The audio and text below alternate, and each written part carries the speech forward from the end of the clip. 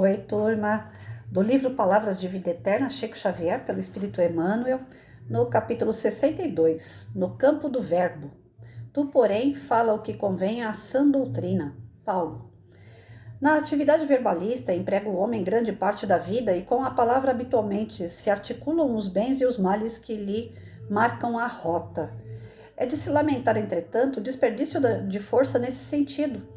Quase sempre computada a conversação de toda uma existência, o balanço acusa diminuta parcela de proveito com largo coeficiente de prejuízo e inutilidade. Muitas vezes ninguém denota agradecimento pela riqueza de um dia claro. Todavia, basta a passagem de uma nuvem com leve garoa a cair para que muita gente destile exclamações vinagrosas em longas tiradas inconsequentes. De maneira geral, não existem olhos para a contemplação de grandes serviços públicos. No entanto, vaga incerteza do trabalho administrativo gera longos debates da opinião. Há criaturas que guardam barômetros em casa para criticarem o tempo, tanto quanto há pessoas que adquirem pontualmente o jornal para censura ao governo.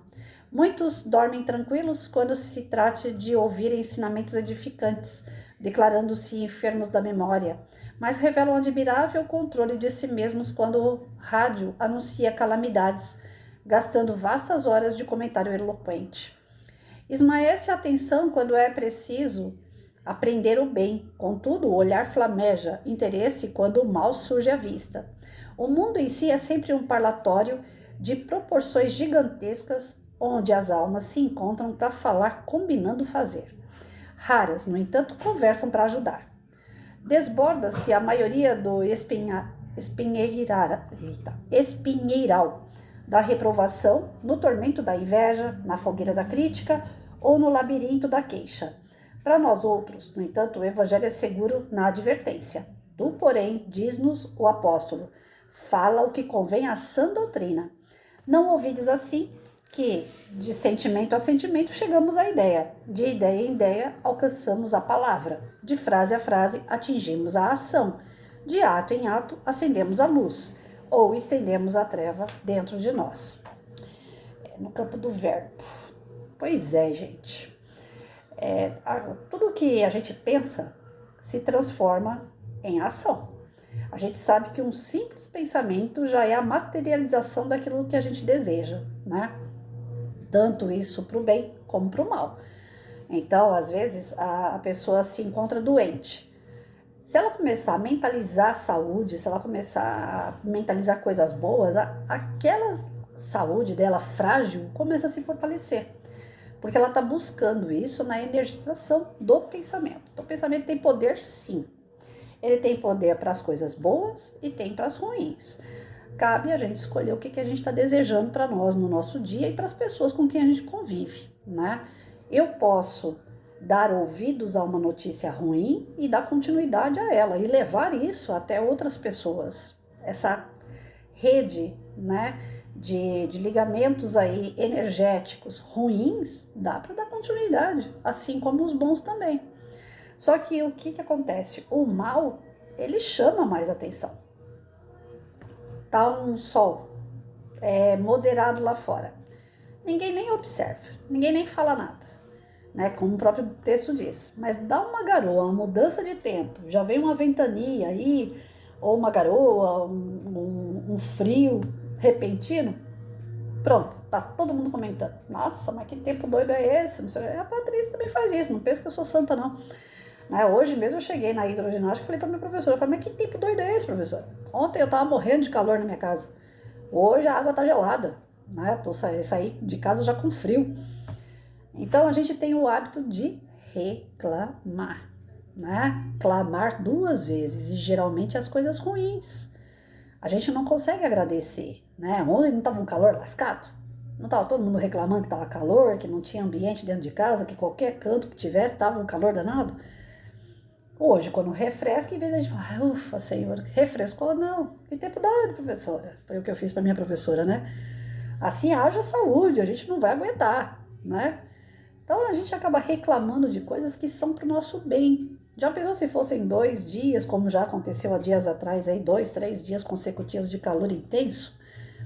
realmente é terrível para nossa saúde, né? Principalmente para os gordinhos. A gente sofre pra caramba. Então, as coisas que acontecem em nossa volta, a gente tem que observar. Lógico que ninguém tá aqui, né, pagando de santo, ninguém é santo, ninguém ainda é perfeito para achar tudo bom, lindo e maravilhoso, né? Tá acontecendo uma guerra lá fora e não, tá tudo certo. Aos nossos olhos tem muita coisa que tá errada e que merece ser conversado, ser discutido, debatido, até mesmo para buscar soluções. Agora tem gente que tem o hábito de sentar e só reclamar, né? Então, hoje mesmo eu vi na hidroginástica assim, latente, o descontentamento de uma senhora, né?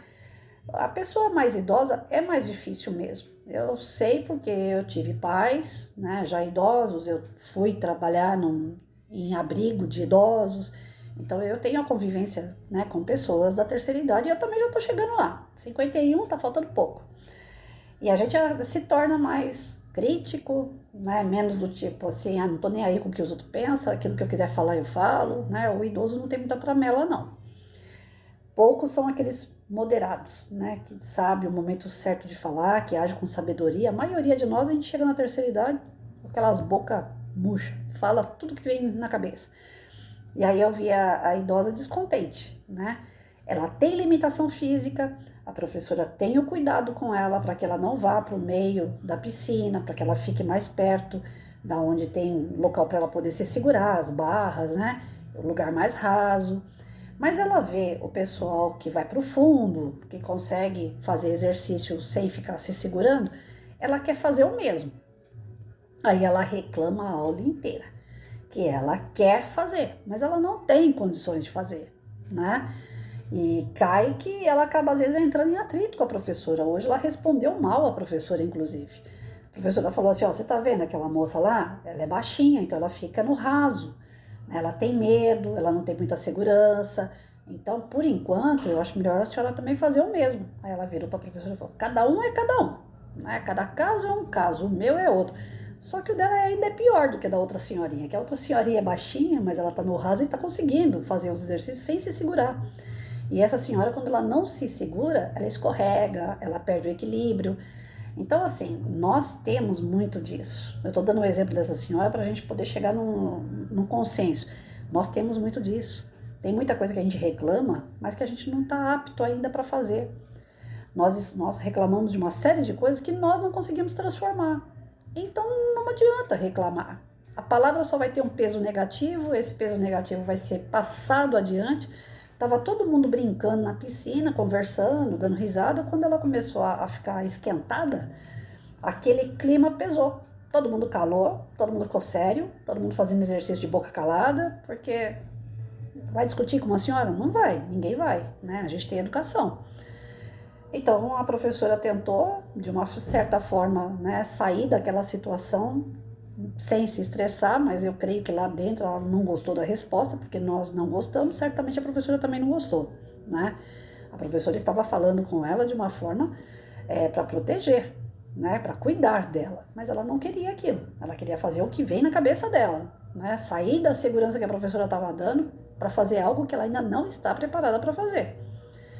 Então, nós temos muito disso. Infelizmente, nós reclamamos demais das situações, nós colocamos isso no verbo, nós colocamos isso nas palavras, porque vem do pensamento, nós não estamos contentes, nós não estamos equilibrados. E a gente passa isso para as pessoas, né? Eu já falei aqui em vídeo, às vezes eu rezo, mas eu rezo mesmo, não é brincadeira. Eu rezo e falo, Senhor, eu quero sentar na calçada por uns 15 minutos, para pegar um pouquinho de sol, porque minha casa é toda fechada, não dá para pegar sol. Então eu quero sentar lá na calçada um pouquinho, coloco meu sofazinho, minha cadeirinha de Vime lá, e sento lá e pego um solzinho de 15 minutos, meia hora, né? Mas eu não quero que ninguém encoste. Eu quero ficar sozinha ali. Por quê? As pessoas que moram próximo da minha casa, geralmente são pessoas descontentes. Eu não sei o que acontece. Eu sento lá, lá vem reclamação.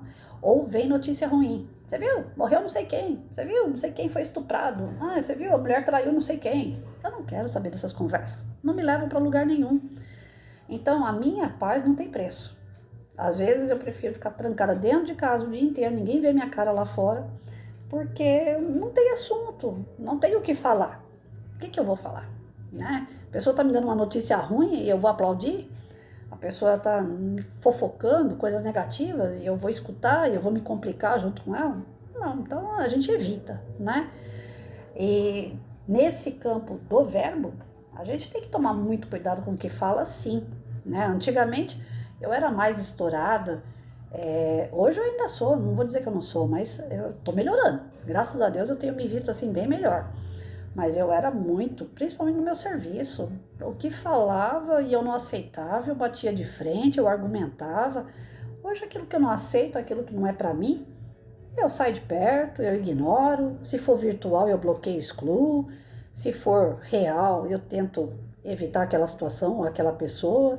Se eu vejo que eu tô andando muito com uma pessoa e aquilo tá começando a dar, né? Porque a convivência não é fácil. Você vê uma pessoa uma vez ou outra, é amor eterno. Mas se você começa a ver sempre tudo, aí começa a entrar aí, né, os desacordos e tal, porque ser humano, cada um é cada um, realmente. Como essa senhora disse, cada um é cada um. E a gente tem visões diferentes, às vezes não concorda. Então, se você começa a andar muito com uma pessoa, de repente começa a dar atrito, então dá uma afastadinha para manter aquilo, né, em ordem. Mas não sai falando tudo aquilo que você pensa, porque é perigoso. Se não for para usar para o bem, é melhor ficar calado. Isso aí Jesus dizia, a espiritualidade vive falando, né? Se você não tem nada de agradável para dizer, mantenha-se em silêncio. Essa é a real. Vai ser difícil fazer um carinha, né? Tipo Patrícia calar? É muito difícil. É um exercício constante. É de você ver as coisas acontecerem às vezes e não dar opinião. Porque se você der opinião, a tua opinião é diferente, vai gerar atrito, então não dê opinião. Respeita a opinião do outro, pega o que te serve. Se te jogam algum tipo de lixo, descarta o lixo. Se você que está dando lixo para os outros, vigia para que isso não aconteça. A palavra é muito importante, né? Ela às vezes pode salvar inclusive uma vida. Por isso que tem o CVV aí. As pessoas ligam nesse setor pedindo socorro para conversar.